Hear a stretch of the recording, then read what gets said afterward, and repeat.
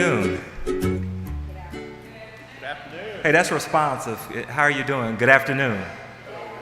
All right. Well, good deal. This is going to be a very informative talk. This is the third in a four-part colloquium series that we've been doing on the Elaine Massacre. And basically what we've been trying to do is tell the information about what actually happened and hopefully debunk a few myths along the way.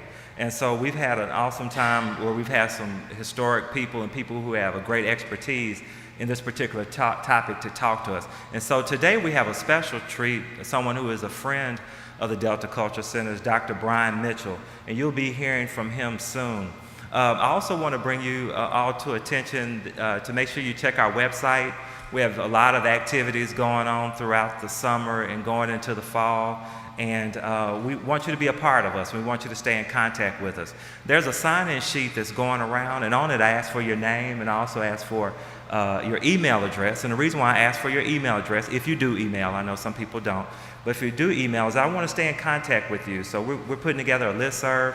Whenever we have activities and events going on, we'll email you directly and let you know what's going on. I also want to let you know that at the conclusion of this talk, we're going to have a little reception, and so we've got a little food, and we've got plenty of food, so if y'all would please stay and hang out and spend some time with us. And you may be able to hear Dr. Mitchell in a corner somewhere and ask him some burning questions maybe you didn't want to ask in front of everybody. But also, too, want to tell you this. At the conclusion of his talk, and he's going to talk for however long he needs to, but after the talk, you'll see these two microphones on each side, and we're going to ask if you would line up at one of the microphones and ask your question if you have a question that you want to ask. And the reason why some people say, I don't want to be on the microphone, but we are recording this. This is going to go to our YouTube page, and we're wanting to record and archive all of these things, because who knows, 10 years from now, the question that you asked may be a question that somebody else was wanting to know why they were sitting at home on their PJs watching YouTube. So anyway, with that being said, I'm going to turn it over to my assistant director, Mr. Thomas Jacks.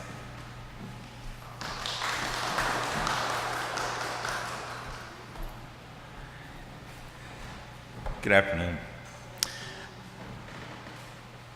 Dr. Brian Mitchell is an assistant professor of history at the University of Arkansas at Little Rock, where he has taught for the past 12 years.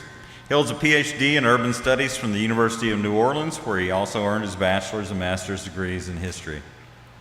Dr. Mitchell's writings and research cover an array of historical topics, including the exploration of race and housing laws through more than a century of Arkansas history, substantial database contributions toward a better record of the slave and free black populations of New Orleans, a look at the fate of free blacks exiled by Arkansas's Free Negro Expulsion Act of 1859, and a chapter in the upcoming book, The Elaine Massacre in Arkansas, A Century of Atrocity and Resistance, 1819 to 1919.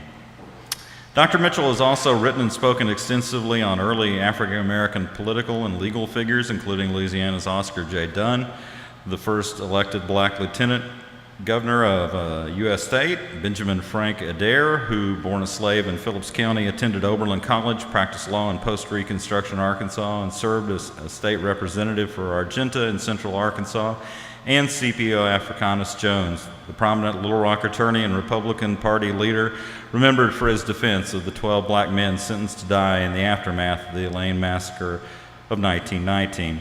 Today, in the third of the Elaine Colloquium series, Dr. Mitchell will discuss the political, legal, racial, and economic factors that came together in 1919 Phillips County and culminated in the Elaine Massacre.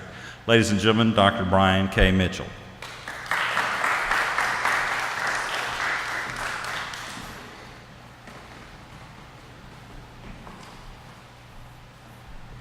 Thank you all for coming out today.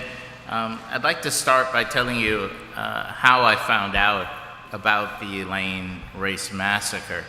I'm from Louisiana, New Orleans, Louisiana, and I'm almost ashamed to say, as a historian, I had not heard about the Elaine Massacre until I moved to Arkansas. But upon reading Griff Stockley's Blood in Your Eyes, I became very, very interested in it and began researching the event.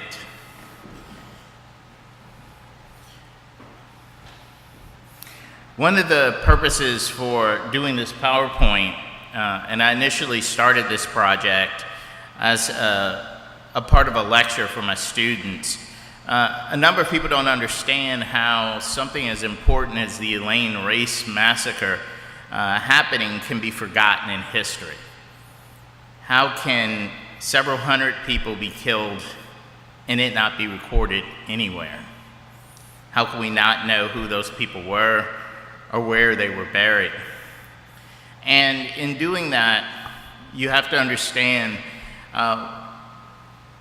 America loves its history, as long as it comes in very pretty packages. There's an American history that's highly romanticized in the South. There are monuments, buildings, flags that commemorate this history. This history is romanticized. And this picture behind me is of Oak Alley near New Orleans. And everyone loves the beautiful plantations that are along the Mississippi Trace.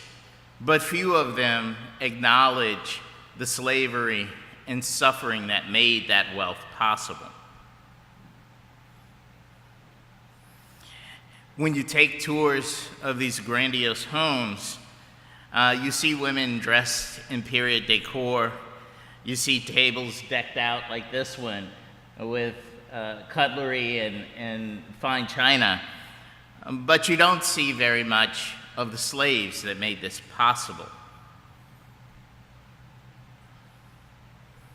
These magnificent homes cost fortunes to build. They were erected by families, and many of them only housed a handful of people.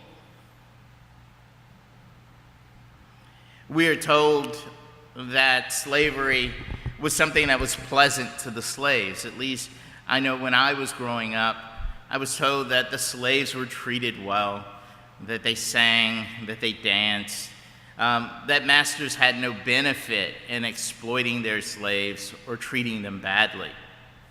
But what we know now is there is a reality to slavery and a reality to Southern history that often goes ignored.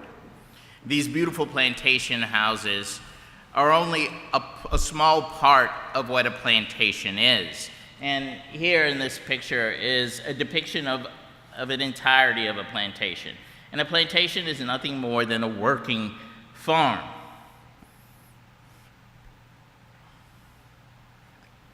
Plantations were businesses, and the business of the plantation was the exploitation of the labor of blacks. Blacks were brought to the fields at as young as 7 years old and were worked in the fields until they could not work any longer. It is at that point that plantation masters would shut off the food that would go to the elderly who were working the fields. So once you were no longer able of picking cotton, you were no longer given rations. You became the responsibility of your family and your community.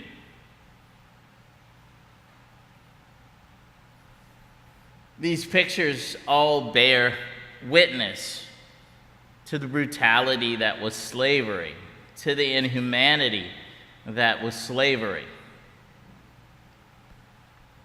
You see no difference in children. You see no difference in the women, how they're treated. You see no difference in how the elderly are treated. The plantation owner often maintained that the labor of his slaves belonged to him. He also maintained that any part of that person he might take at any time he felt was necessary. This is a picture of a man who turned himself in, wanting to volunteer as Union troops came through Louisiana. The picture is now famous because the northern doctor who examined the men as they enlisted had never seen anything quite like this. As the man took off his shirt, his body showed the scars that he accumulated over a lifetime of service. So if there's anything in anyone's mind that tells you that slavery was some benevolent, kind gesture by masters, this picture should tell you otherwise. African Americans' participation in the Civil War brought about an end to slavery. As soon as slaves could escape, they did escape. And with the passing of the Emancipation Proclamation, and I want to point out for those who might not be familiar with what the Emancipation Proclamation was, the Emancipation Proclamation was a military strategy employed by Abraham Lincoln. The strategy was meant to break the economic back of the Confederacy. As long as the Confederacy could produce food for its soldiers and cotton which could be funneled through the barricades, the blockades along the rivers and in the Gulf, it was a viable source of income for the Confederacy. The Emancipation Proclamation freed only the slaves within the Confederate States.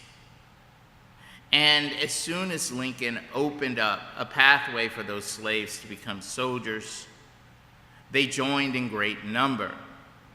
It is the joining of some 200,000 soldiers in the American Union and the U.S.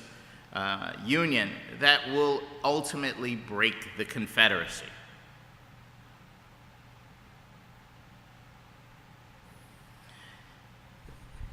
Phillips County has a very rich history, particularly Helena, in being a contraband town, a city where the Union was located and where slaves would flock to.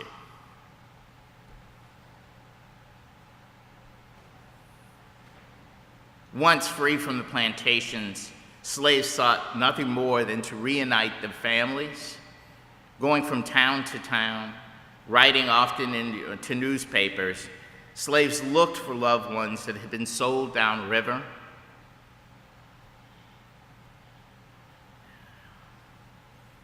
They also legitimized their marriages. Quite often you would think that a person who was just freed from slavery would have bigger concerns. But for many slaves, seeing their spouses as legitimate spouses meant a lot to them. In mass marriages, in mass weddings from 1865 to 1869, groups of slaves would marry, sometimes people they had been married to by jumping the broom for decades,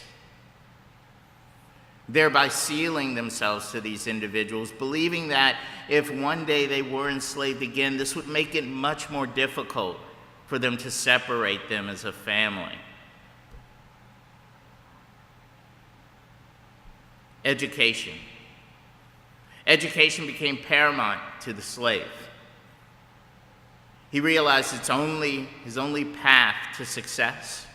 What made him different from the master was the lack of education. Freedmen bureaus were requested to open schools.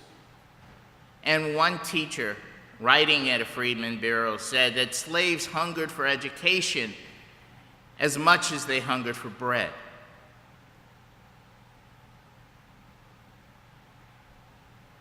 The schools that they went to were open classrooms where parents and children alike attended classes. They were taught in the Lancastrian method, which meant that teachers would teach students, and the students' responsibility would be to pass on what they taught to other students.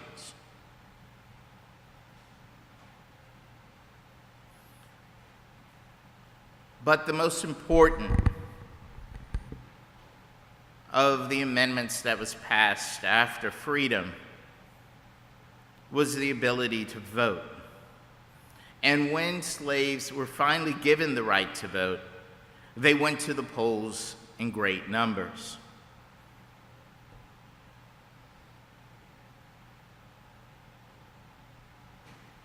Nothing deterred them from this position of voting.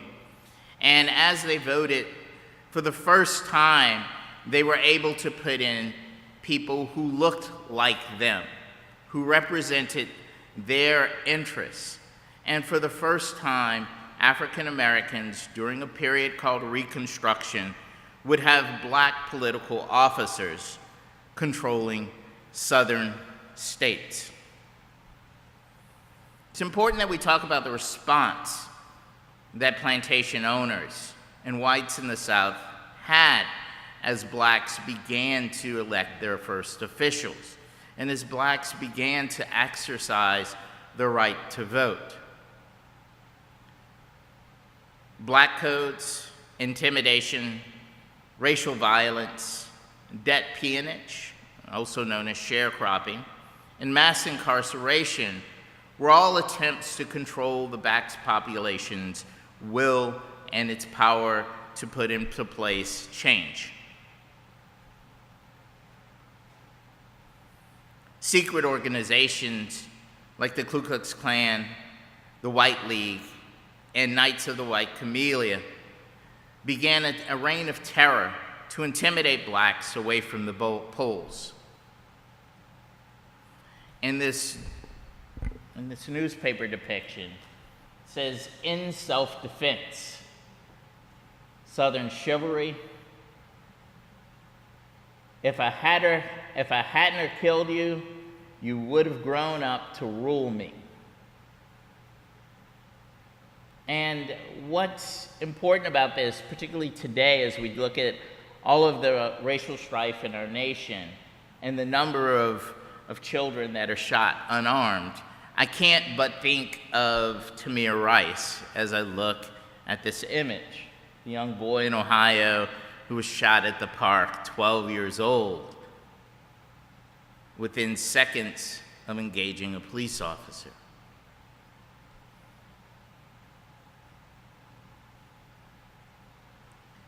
Whites' attempt to reinstall slavery was systematic, and I'd like to talk about how it was put in place. It was a well-thought-out plan, and it began immediately after President Johnson took office. First of all, on the left-hand side, your left-hand side, are the slave codes. And those were rules that were in place prior to the emancipation of the slaves. Okay? Then there are black codes. And black codes were used to govern people once the emancipation had taken place. Okay. The first one says, slaves were forbidden from gathering in number without whites present. So there could be no gathering of 2 or more blacks without a white being present. And this was strictly forbidden and against the law. Black codes. Freedmen were forbidden to vote and subjected to violence when they attempted to do so. Slaves were forbidden to buy or sell. In fact, one of the things that's miraculous to me about the emancipation of the slaves is imagine for a moment what it would be like if you'd never made a wage ever. You'd never been paid a salary, never had $1 to go to the store and purchase anything. And then one day you were let go and told that you were free. How would you know what to ask for your labor? How would you know how much things cost? How would you have any concept of a marketplace or economy had you been kept from that your entire life? And that was one of the challenges that emancipated slaves had. How do I ask for my fair wage and I don't have any concept of what a wage is. Slaves were forbidden from leaving plantations without permission and were required to carry tags and passports, or risk slave patrols. And one of the things that should hearken into the minds of many African Americans that are present today is the notion of the police and the role of the police in the black community.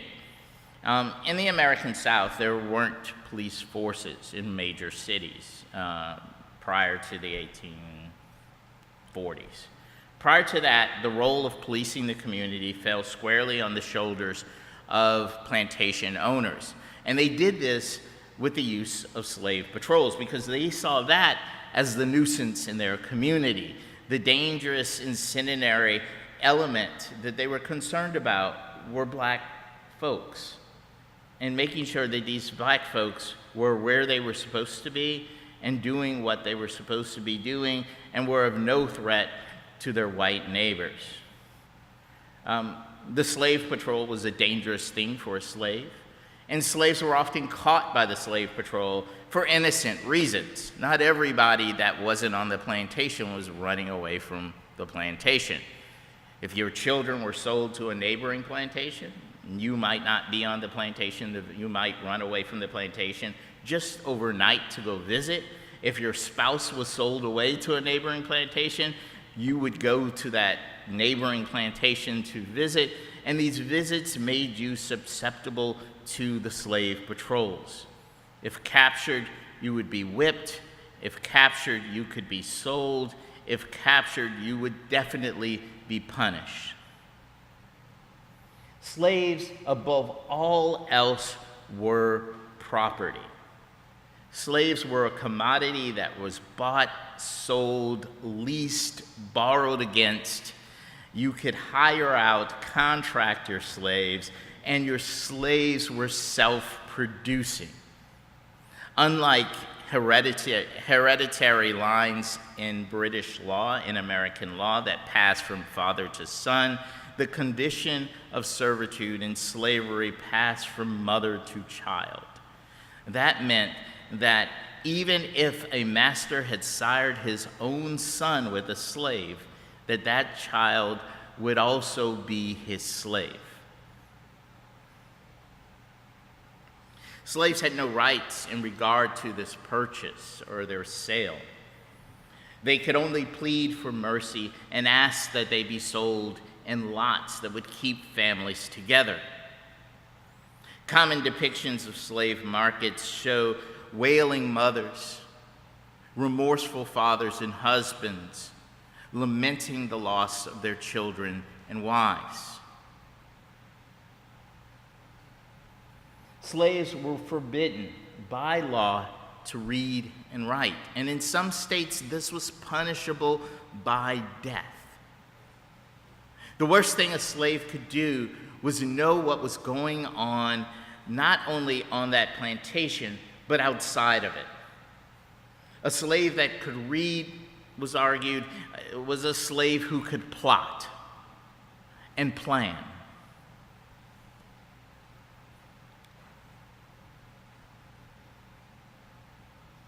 Freedmen were forced to work plantations without pay.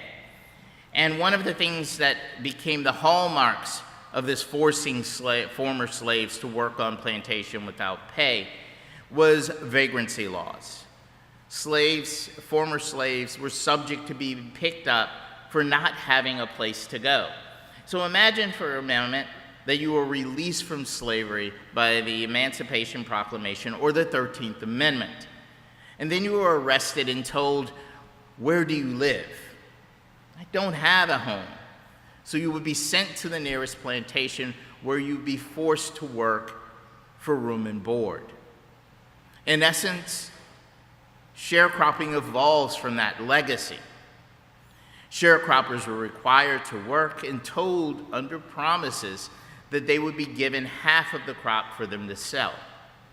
There were certain stipulations that were put on these contracts. First, that you had to sell the crop to me. the plantation owner. Not only did you have to sell it to me, but you had to sell it to me for the price that I set for it, regardless if that price was below the market value. These sharecroppers often were in debt, not having money to go from year to year. They would borrow money from the plantation owner, and he and only he kept the ledgers for these. Sharecroppers were charged exorbitant fees for interest, and quite honestly were robbed on a regular basis. At the end of the year, even if there was a bumper crop, a sharecropper seldomly received any monies back.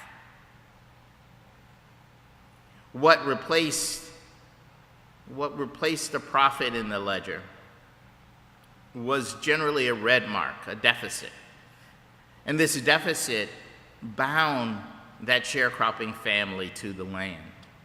That sharecropping family would be responsible for paying that debt off. And that debt never disappeared. Never disappeared. And this goes for black farmers and white poor farmers in the area. Debt peonage kept us on farms. Debt peonage kept us in debt. Now, when we start talking about what happened in Elaine, the reason I have to go back and the reason I had to start with this legacy of slavery, emancipation, and how they were able to change slavery from an institution where you were property to a debt-based institution. This debt is at the core of what happened in Elaine. Coming out of World War I, black veterans felt empowered. Many of them, coming home with money in their pockets, wanted to start their own farms. This would have been a major disruption to Phillips County had they been able to purchase their own land and free themselves from debt bondage.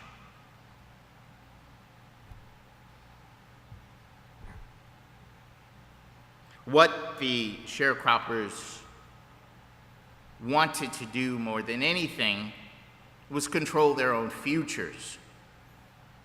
And when a group of them are cheated by a group of plantation owners, they decide to hire an attorney to represent them, believing that if they took the matter to court, the judges would see the injustice that was taking place.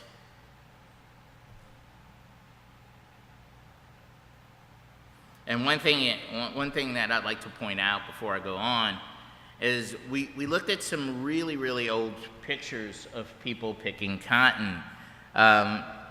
And this is really recent. This picture's from the 30s. The technology of picking cotton had not changed in the Delta from the 30s. These earlier pictures were from the 19th century. This is the 1930s. The bags have gotten a little bigger, but that's about it. Technology's all the same. One man's insurrection is another man's union. Can you guys read that? Or I know it's really, really foggy because it came from a really old piece of paper. As to the charge of peonage, I cannot too vigorously deny that statement. Peonage may be practiced in some parts of the South, but I have never heard of a single instance in Phillips County. We have thousands of acres of land to be developed in the Elaine district, and we are encouraging people to come. Because of the clearing up of new farms, the property owners are required to offer attractive inducements to labor. And the fact that we now have plentiful supply of labor constantly filtering in from Mississippi and Louisiana and returning from the north would indicate that the conditions here are satisfactory. Our league would take immediate action against any landlord, white or black, who attempted to hold a tenant or sharecropper in debt. Okay?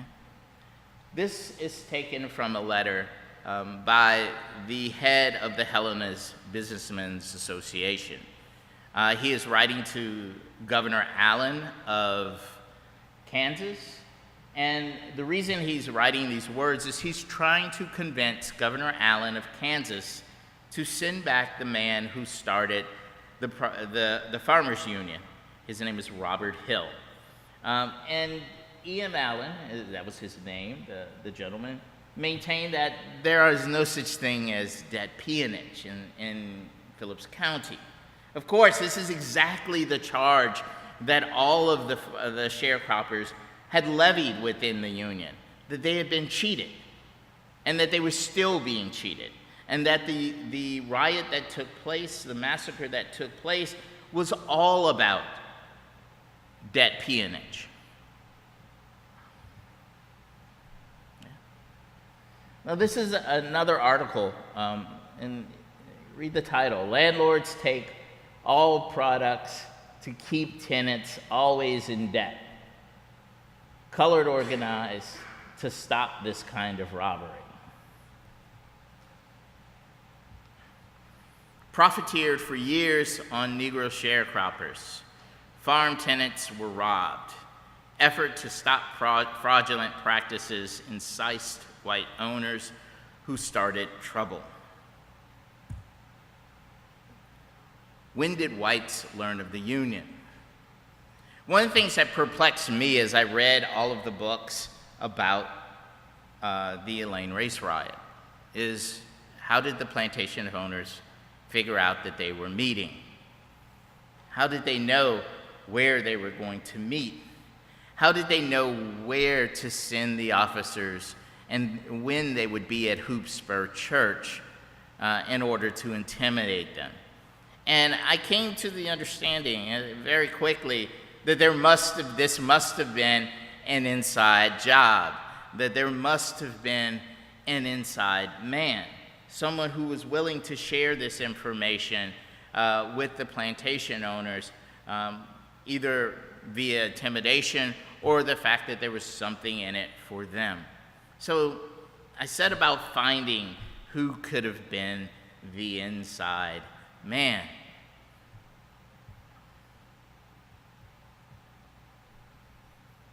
And in one of E.M. Allen's letters to Governor Allen, there it was for the very first time. Black informer leads group of whites to Hoopspur's meeting. He notes that in figuring out what was going on within the Union, whites had relied upon what they called friendly Negroes. Although it does not identify these friendly Negroes by name, we for the first time have some glimpse that someone had told, that someone was within the Union, was feeding information outside of the Union.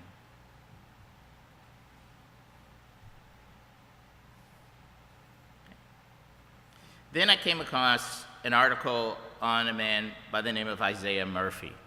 And Isaiah Murphy, after the troops arrive in Hoopspur and the shooting is taking place, Isaiah Murphy is the very first black man to turn himself in. And he shows up, he's right at the train. When the train arrives, he throws his hands up and says, "Hi, I'm a good Negro." And he's taken and questioned. And his questioning is different from all the other questioning. He's brought to the governor directly. And not only is the governor there, but all the leading citizens are there. The sheriff is there, the press is there, and he's given this exclusive conversation with them where he maintains, for the first time, and this is the first person that maintains this, that this had been an insurrection with its goal of taking over not only the county, but the South, by black sharecroppers. So for the first time, someone's saying this is a revolution that started by blacks. And it's a black guy that supposedly had been a member of the Union. And there's no evidence to support anything that he says. None of the things that he stated ever materialized. But what's fascinating is what happens to him immediately after he makes this statement to the press. He goes out to smoke a cigarette and he's shot in the back. So now they have a statement on record that the blacks in Elaine and the blacks that were part of this union were going to start a revolution. And it's stated by one man who dies before the court hearing. But they have it on record because it was said in front of the governor, it was said in front of the sheriff, it was said in front of all leading people, and it was said in front of the press. The only person that said this. Keep in mind, this is what they're going to levy against all of these people, is that they were starting a revolution. And it only was uttered by one person who we believe to be a plant. And he's shot minutes after saying this. So he has no ability to take the stand in any of these cases. He can't be cross-examined. He cannot rebut what he said. So at that point, this is what the press has to go on.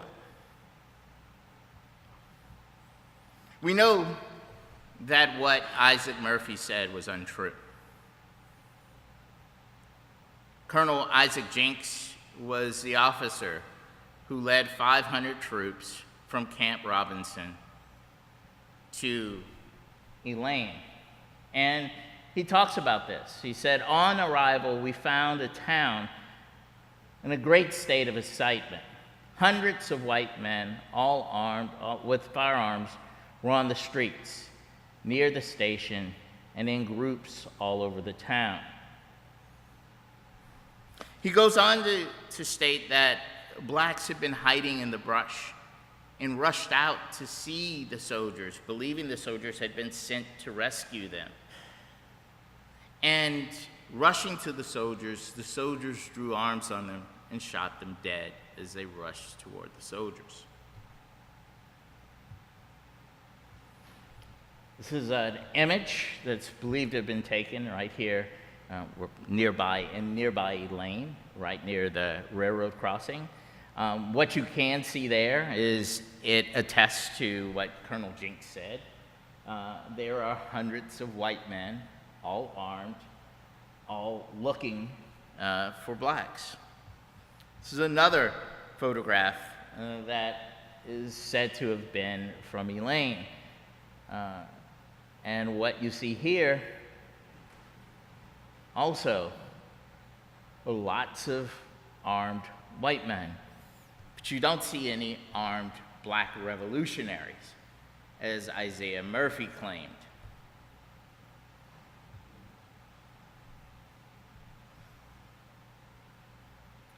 Later in Colonel Jinks's report, he describes a few of the deaths that he witnessed, or a few of the deceased bodies that they came across.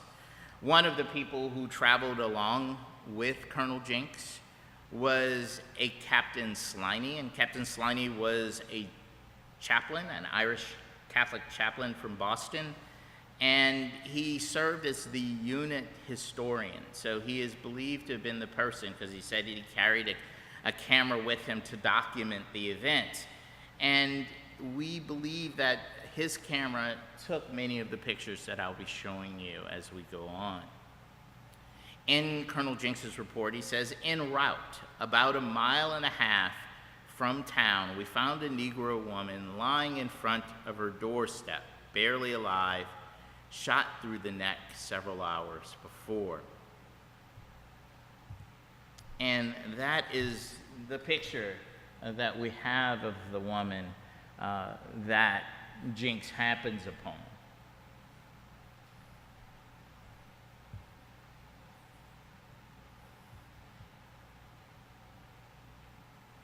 Colonel Jinks goes on to report, the 1st Provisional Company of the 3rd Division had 2 men wounded, one of whom was Corporal Luther Earls, Company H, 4th Infantry. He died on the following night. The other wounded individual was Sergeant Pearl B. Gay, Headquarters Company, 4th Infantry, was wounded slightly and has since returned to duty. We captured several prisoners. All the rest of the colored outlaws had disappeared. One of the things that's pretty interesting about this depiction, if we go on and read, is that both of the men who were shot, both of the soldiers, were shot through thickets. And he goes on to say that no one could see through these thickets. So no one could determine who actually fired the shots. But there were hundreds and hundreds and hundreds of armed white men in posses wandering around the woods looking. So it's totally possible that none of these people were shot by any blacks. Yeah. These are some men who were rounded up, and this is also believed to have been one of Sliney's images.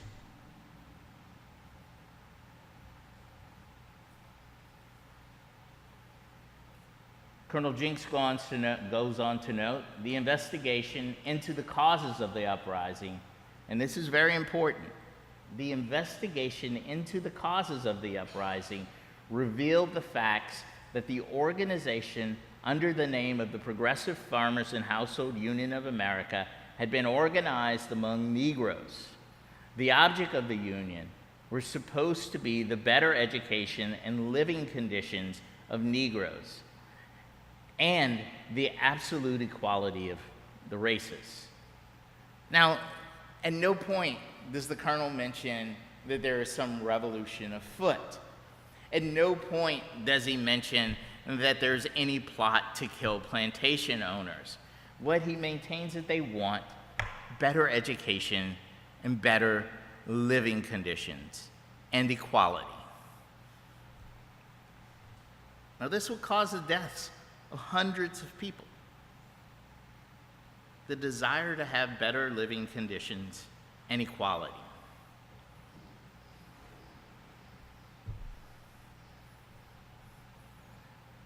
Also, not a very good image, but the image shows the attorney, Bratton, O.S. Bratton, tied up, and it maintains that he is a race agitator. It shows him as if he were going to be lynched very shortly thereafter. And Bratton is dealt with. Bratton initially is charged with the charge of battery, which is a naval charge, which means inciting a mutiny or inciting a riot. Those charges will be dropped against the white attorney. However, the charges against the black men for night riding, attempted murder, and murder will all stand. And within 15 minutes of each of these men taking the stand, they will be given the death sentence. 12 men, 15 minutes apiece, given the death sentence. Now, one of the more interesting casualties, and we don't know a lot about the casualties of the race riot. There has never been a single body recovered from the race riot. There has never been a single tomb of an African American who was killed in the race riot that was found. There have been many oral accounts that the blacks who were killed in the race riot were buried in mass graves. None of these mass graves has been recovered as to date. But there are some of them who were more noteworthy than others. And it was because of their positions in the community that we know anything about them today. One such group of men were the Johnston brothers. The Johnston brothers were well known to one of the wealthiest black families in Phillips County. Doctors, you can see Dr. D.A. Johnston and Dr. L.H. Johnston, and their younger brother, Corporal Leroy Johnston. And Corporal Leroy Johnston is a very interesting case in point. Corporal Leroy Johnson had just months prior arrived in the United States from having fought in the front in France. He was wounded and spent 9 months recovering, and I'll show you his discharge papers. He was not given a Purple Heart because they changed his wounds on his discharge papers from being severe wounds to slight wounds, so they wouldn't have to present him with that honor. He was a bugler, which made him a prize component of the 15th Infantry. Does anyone know who the 15th Infantry was and why they so important in World War I history? Okay. The 15th Infantry has a nickname, and the nickname is the Harlem Hellfighters. They fought longer and harder on the front lines than any other American unit. And although the United States did not collectively recognize them as a unit with an honor, the French did. So he returned from war as a war hero just weeks before. And his brothers had thought enough to meet him in Phillips County so they could go squirrel hunting as they did when they were boys. And there were 4 of them. All 4 of them had been squirrel hunting when the insurrection, the massacre, broke out. And upon returning, they were absconded by a mob. They were put in handcuffs, put in the back of the car, and were found days later by their mother on the side of the road after being mutilated. They were stabbed and shot. And there are images of that. I didn't necessarily put that up on the PowerPoint. I thought it might be a little grotesque. Didn't know if there were going to be children that were here to see that. But this is Leroy Johnston's discharge papers. Born in Pine Bluff, served in the 15th Infantry.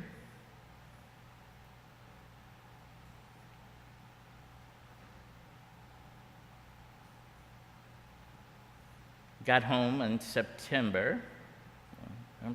June. No, demobilized in July and killed in October. Home from service in July and killed in October.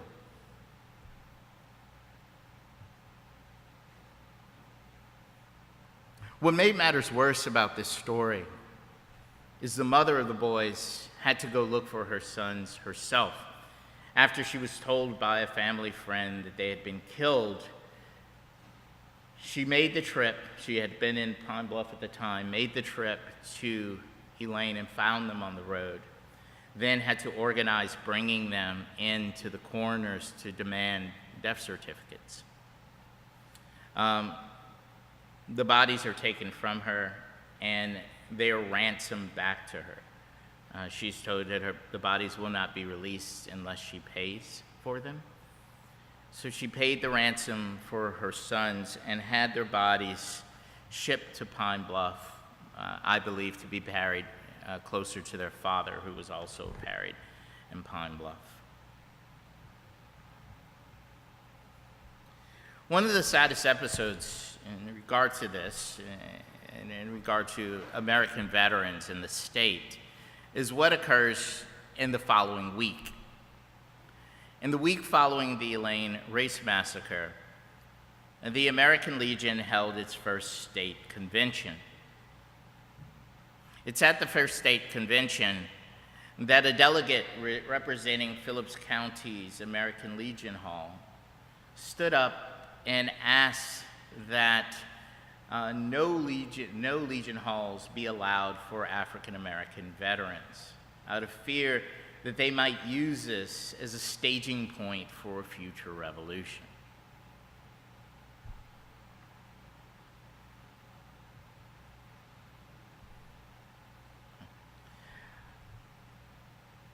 A lot of students ask, were all whites in this time period engaged in this particular conflict villains. And I have to tell them that just as today, with any incident, there are people who are willing to stand up for truth and for justice and for the right thing. And one of the people who's a huge hero that never gets discussed when we talk about the Elaine Race Massacre is the gentleman that is standing there. Colonel Curlin is his name, Robert Curlin. And Robert Curlin was an English instructor at the Virginia Military Institute, VMI. And hearing what was written about the Elaine Race Massacre, he wrote an editorial to a letter to Governor Bruff and a letter to the Arkansas Gazette. In the letter, he maintained that none of what had been alleged could possibly have been true, that it was exaggerated and written to justify the slaughter of people who were dissenting against plantation owners who were robbing them. For his dissent, Curlin was told that he was a traitor to his race. VMI discharged him from their employment. And at that point, he had to find another job. But he's not the only person who was an African American who stood up. When we talk about Governor Allen of Kansas, Governor Allen makes a very critical decision, and that decision is not to send Robert Hill back to a situation where he would have been put on death row. He dissents, and he tells Robert Hill that he can have sanctuary inside of Kansas. He is so moved by the incident that he joins the NAACP in his state and becomes an active component of the fight for civil rights there. Not only does he join, but Kansas's Senator Capper joins the national organization and becomes one of the first whites to sit on the national board for the NAACP.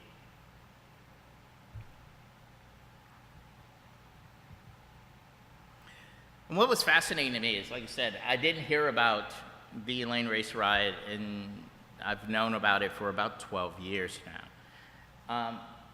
I'd been here dozens of times, and I'd never seen any monuments that had been erected to any of the dead who had participated or been victims of the massacre. That was until I was allowed to visit the American Legion Hall. And it's there that I saw the one and only tribute up until recently of the Elaine Race Massacre. And what's interesting about this is that the soldiers who died, or the individuals who died in the Race Massacre, are honored alongside World War I veterans, as if this was an extension of their service in World War I. Another thing that's interesting about it is it's not outside of the center, it's actually inside of the Legion Hall. So if you go inside the Legion Hall, you will find this plaque. It mentions the names of James Tappard, Clinton Lee. Those were individuals who were members of the Legion Hall that had been killed at Hoopspur. And this is the only monument prior to the one that's supposed to be going up that commemorated or marked anything in regard to the riot itself. I'd like to end with that, and if you don't mind directing your questions, as Mr. Miller said, there are 2 mics. Feel free to come on up if you have any questions. I would love to answer any questions that you guys might have.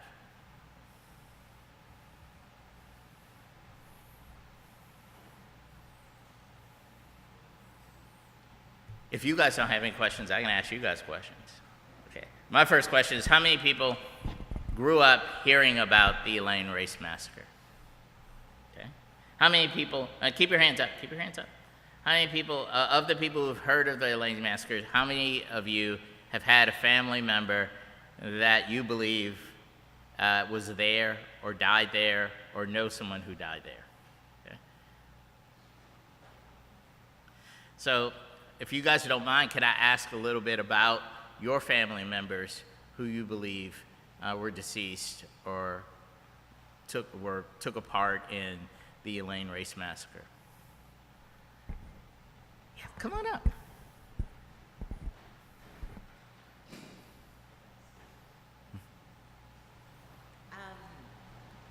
I'm not very good at being in a public forum, but I learned so much. And actually, the picture that you did not put up of my great uncles, I texted that to my brother, and I showed that to my husband, and it is very painful to see. The idea that their mom had to pay to get their bodies back was a piece of information that I did not have. I wish that my other brother was here. Kyle is more informed.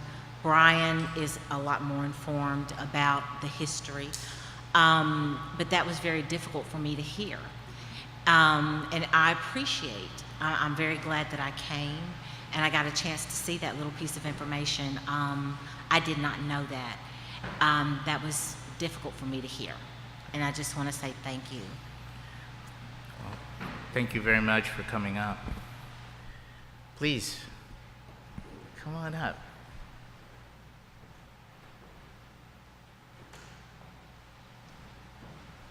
My name is Lisa A. Vance. I was born and raised here in Phillips County. My great-grandfather, who lived to be 100, he stayed with us when I was about 15. If I remember him correctly telling me, his mother, I think, had a sister that was that lived down there at the time, and I don't know if you've heard or researched that the men that they could not catch, the black guys that they could not catch, a lot of them caught trains and ran to other states, and they actually imprisoned some of the women and children, hoping that they could catch some of the men there, but they didn't. And when the smoke kind of cleared, the guy sent for the wives and the children. But I remember my great-grandfather saying, I want to say his mom's sister, she got imprisoned in the church, and then she later moved to California. A lot of the people ran to California. Some of the guys ran to California. And I remember a name, Cleola Miller. And I want to say that might have been an aunt of his. Right. So I don't remember him saying any family members died, but I do remember him saying some of his mom's folks ended up in prison, and then they later, when the smoke cleared, had to run to California. So I don't know if you've researched that or not. Yeah, well, what we've been doing is taking the census in 1910 and trying to find those same people in 1920. And what we're finding, and we're also finding articles about mass migrations. And I just got back this summer. I went to Kansas to take a look at some of Robert Hill's records and to try to find his living family. And I found an article that was very interesting that said 200 families from Elaine have arrived in Topeka, and fleeing the massacre. So I thought that was very interesting that 200 families would pick up from Phillips County and go to Kansas. And that's just one location. I found others in Detroit and Chicago. So this idea of mass exodus also adds to the narrative that there are lots of people who were killed. If it was one person killed, no, you would not have 200 families picking up and leaving because one person was killed. Okay. Thank you very much. Sure. One, I want to say thank you for studying all of this and bringing and sharing your knowledge so that we can also learn. I'm aware of 2 books that are out about the Elaine Race Riots and the massacre, In the Laps of God and Blood in Their Eyes. Do you have any other recommendations? Are there any other texts that people can read to learn more? There is an excellent edited piece that came out, and I'm thinking of the title, Guy Lancaster. It's through the Butler Center, so it's easy to get a copy of. That just came out in June. I have a piece in it. So there will be another edited book that's coming out next summer, and a revised edition of Blood in Your Eyes will be coming out next fall. Thank you. Okay.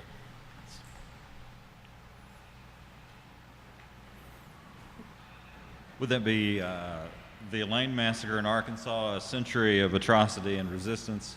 That's it. Yeah.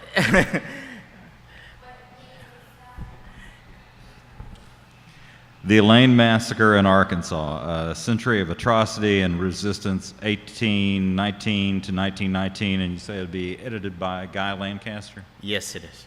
Now, one of the things that's interesting, if you pick up that book, and if you were ever curious about who was a member of the Union, what I did in the chapter that I found is I made a chart in the back of the chapter that lists everyone who was indicted right immediately. Every male that was arrested and found to be a member of the Union was indicted. Across the street there's an indictment book, and all of their names can be found there and what they were charged with. So if you were very curious about the people that ended up going to prison, what they actually charged them with, and who was accused of killing who, it's in that chapter. Sir. So I have a comment, then a question. So my comment revolves around the really crippling effect of sharecropping from an economic standpoint of a family and a community.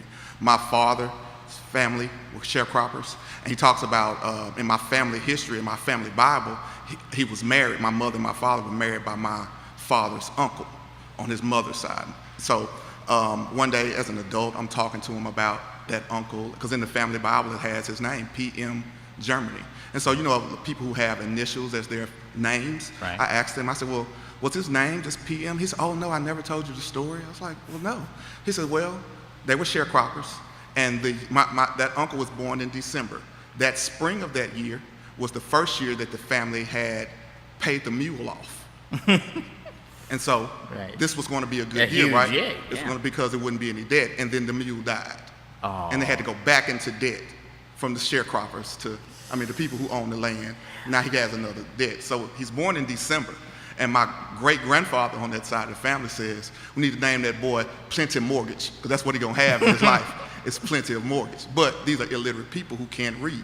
Right. And so they end up naming him after a man who owned a plantation near them, a farm or whatever near them, called Plenty Morgan. Okay. So even though the family name was supposed to be Plenty Mortgage, his ended up name being Plenty Morgan. And I say that to say, like, the oral history, because the people who are oppressed never got a chance to tell their story in a way. It didn't end up in the newspapers. It didn't end up in books. So how do you rate the quality of the oral history that comes from the people at it happened versus what you find in written material? First of all, that's an excellent question. Primary source, particularly when we're talking about people who aren't literate, oral histories are invaluable. In fact, everything that we know firsthand about slaves comes from slave narratives that were taken by the WPA.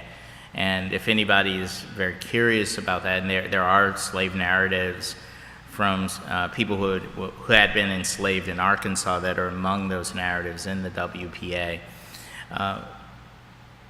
It tells us about the personal experiences of individuals. Oftentimes, historians tell us about groups of people based on aggregate data, because that's all it exists for people who are just property or seen as property. It's this aggregate data, how many people there were, how many pounds of cotton this farm might have produced or this county might have produced. What it allows us to do is take an intimate look at what day-to-day life was like for those individuals. And the more and more we search, the more and more we're finding family members of individuals who had either been at the Elaine race massacres or had been the children of people or grandchildren of people who had been at these race massacres and had stories passed down to them. These are important, and these are resources that we're hoping to use to actually ultimately locate where the mass graves are. 400 dead people just don't disappear, 200 dead people, even if it's 150 people. 150 people just don't disappear off the face of the earth. They're somewhere. Their remains are somewhere, and eventually those remains will be found. I hold that and I really truly believe that. Eventually we will know what happened to these individuals, and once we're able to find their remains, we will find out who their people are. If they still have people around, we will find them. And I won't stop. And like I said, if they're found tomorrow, if they're found next year, if they're found 10 years later, I hope I'm around to come back to the community and help in the effort to identify who those people were and put them to rest in a proper burial site.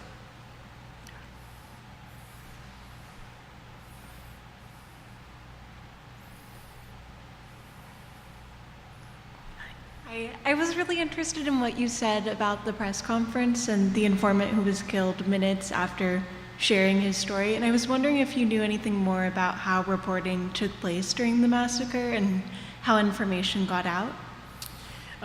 There were certain newspapers, particularly local newspapers, that sent individuals down to take the story. So reporters came from all over the region to get the story. But then there were sort of networks of reporters, like we have the Associated Press, that would pass stories out, so you get repeated stories.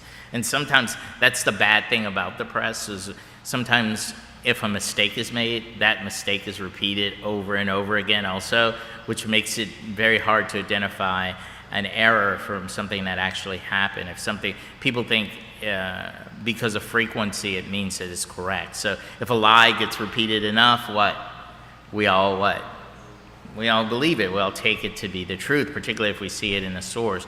But quite often in this period, there'll be little errors that are made in newspapers. And newspapers have different leanings. So there are very conservative Democratic newspapers that are reporting during the incident that everything that has happened is the fault of the sharecroppers. And then there are papers like the Clinton, I don't know if you guys saw that, the Clayton Weekly. The Clayton Weekly is on the West Coast, and it is a more radical liberal paper. And it took the time to go and actually interview people like the mother of the Johnston brothers and find out what actually happened to her and what was her account. And there were black newspapers that covered the story. The Chicago Defender covered the story. The Topeka Plains Dealer covered the story. And you get a very, very different story when you read those papers. Those papers take the time to go out and talk to the black victims, where the white newspapers take the account of people like E.M. Allen, the head of the Helena Businessmen Association, and they maintain that those stories are very, very true.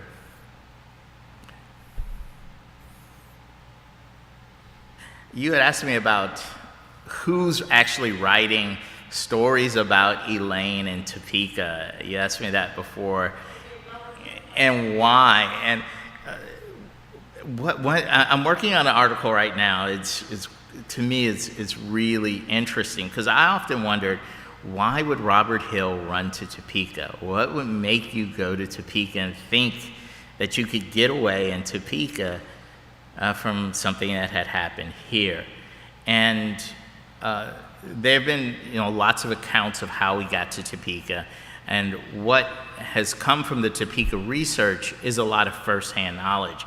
I found at least 3 letters that he personally wrote, Robert Hill, in regard to his experiences and how he got to Topeka.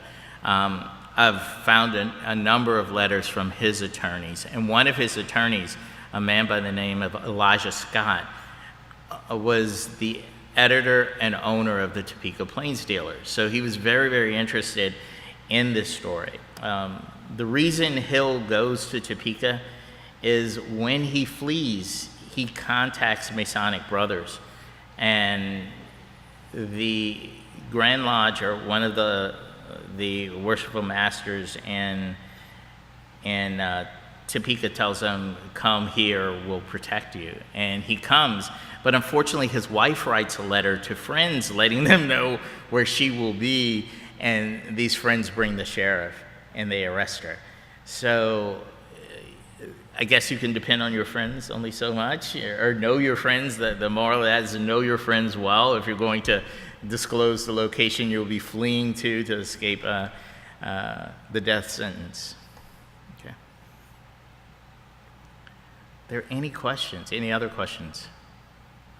I'd like to, ma'am, you said you, yes. No, don't look around. No, right behind you. You knew someone who had been in the Elaine race ride, or you knew of someone? No. What happened is my grandparents lived in West Carolina. Okay. And my dad was a 3-year-old boy. Okay. And they lived on the plaza in West Carolina. And they were so terrified during that time that they put Dad on a train and sent him to Mississippi to relatives to be safe. You know, the word was that blacks were going to uprise and kill all the white folks. And they were terrified. Right. Part of our history, you know, Daddy remembers the train and Daddy remembers all those things happening. And it was just such a terrifying time. It traumatized him. And I can't really imagine the horror that they wanted to be like. And the folks up in Helena being terrified to separate children. Right. And What you said brings up another question that I have. As we come into the centennial year, the commemoration of the incident, the massacre, the question is going to be asked, how do we best commemorate this, and how do we pass this information along to students? And I mean students in various grade levels. How do we tell people in middle school and high school about this? Or should we be talking about these incidents? And a lot of people say, no, Brian, you should let sleeping dogs lie, is what I often get, is there's nothing good comes from bringing up these sort of incidents. And as I look at the turmoil that our country's in now and how precariously close I feel we are coming to violence, I think that we need cautionary tales all the time of this is what happens when we don't listen to each other. This is what happens when there isn't equity. This is what happens when there isn't opportunity in communities for people. And so I'd like to hear a little bit about what you guys would like to see as we come into the centennial year, what you guys would like to hear, and more importantly, what you guys believe is your children should be hearing about this event. Well, it seems like after a century, we're finally getting to recognizing the realities of what happened from a racial focus at Elaine. But are we there yet in examining the greater overall conflict of workers' rights and a belief in living wages and the way that those in power are going to try to hinder that at all cost? No. I guess the latest Pew reports say that, we're at the greatest point of income disparity between the rich and poor in world history. So I can't speak for the rich. I've never been among them, so I can only speak for myself. I think it's important that our children know that this gap exists. I believe it's important that they know what labor exploitation is and the lengths at which people have gone in the past to exploit the labor of others, and the lengths at which they've gone to protect those institutions and that right to do that. Okay.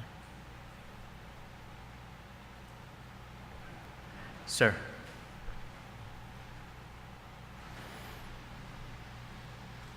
My name is Ron Williams. I'm also born and raised here in Helena, West Helena, and I'll just pose this question. I know in the African American church, is something that I know back then was kind of more of a staple, and a lot of people recorded a lot of history. I know that there are a lot of African American churches around here in Phillips County that's been in existence for over 100 years. You think someone ever thought about maybe researching some of this church history? Because I know the church that I'm a member of, it started in 1918, and it explains how it started, sharecropping from plantation, and not the typical church, but like a shed. And it explains the 2 or 3 people that started it. So you think that would, that's an option that maybe understanding more and more about, what happened to Elaine, some of the churches in that area that I'm sure that's been in existence for over 100 years. They may have, maybe some people that may have, some history of how a church may have started, and it may be, maybe some information that may show that some of these people that we're talking about, that may have started a church as a place of refuge when all this did happen. Well, I think number one is you bring up an excellent point. And the point is the oldest black institutions in Phillips County will be its churches and fraternal lodges. And those are places where oral history, more often than not, is passed along. There are very few black churches that I've found that kept excellent written records. And that's for a number of reasons, especially when we're talking about sharecroppers running a church. There probably aren't a whole bunch of people that are literate there early in the church, and many of the early records are often lost to floods, fires, and just people throwing it out as a new minister comes out. Old records are tossed away. But I think there are excellent resources for oral history and traditions. And I'm certain that in the older churches, there are families there that were attending those churches at the time when the massacre occurred. And there are people within those that contain, that are repositories for family knowledge in regard to these incidents. So I believe that if Kyle is going to be looking into writing church histories, one element of that would be what was going on in these churches, these older churches at the time of the Elaine riot. Were they hiding? Did you side with the sharecroppers, or were you one of these individuals or churches that sided with the governor? Because there are churches that took, or pastors that took a very hard stance with the governor, maintaining that it was the governor's right to bring order to the county and justifying his use of force. When we talk about the Elaine race riot, one thing we didn't talk about is what makes the Elaine race riot any different from any of the other things that took place in 1919. And 1919 is referred to as the Red Summer. It's one of the most violent periods of American history. In that year, over 50 riots broke out across American cities. Thousands of people were killed or run away from homes. But what makes Elaine unusual, first thing, is it doesn't take place in a city. It is a rural community that this takes place in. It has the largest, believed to have been, since we don't have any actual bodies, it's believed to have been the largest number of deaths of any of these. And it has buy-in from state officials, county officials, organizations like the American Legion, and the U.S. Army. So we don't see this level of collaboration in any of the other riots. Okay.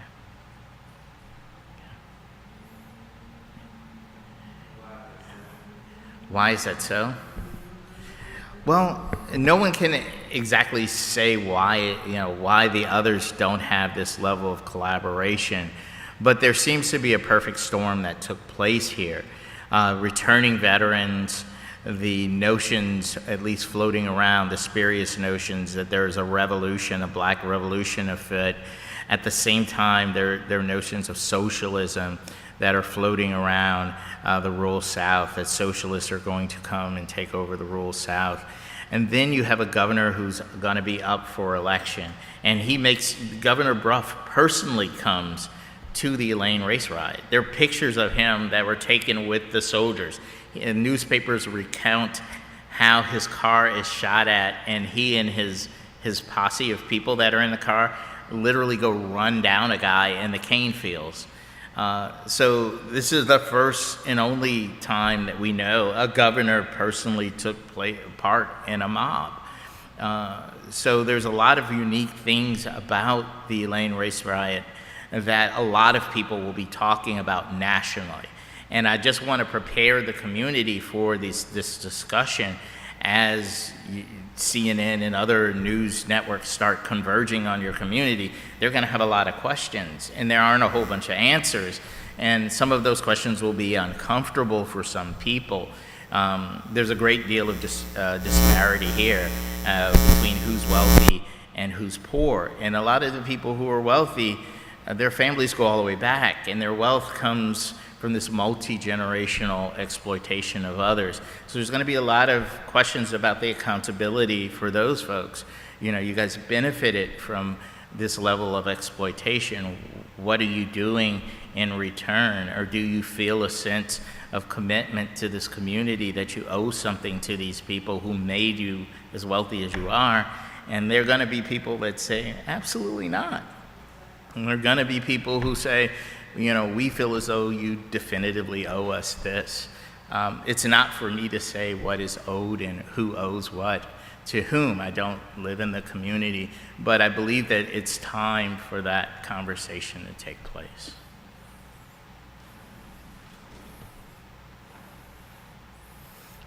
Thank you very much.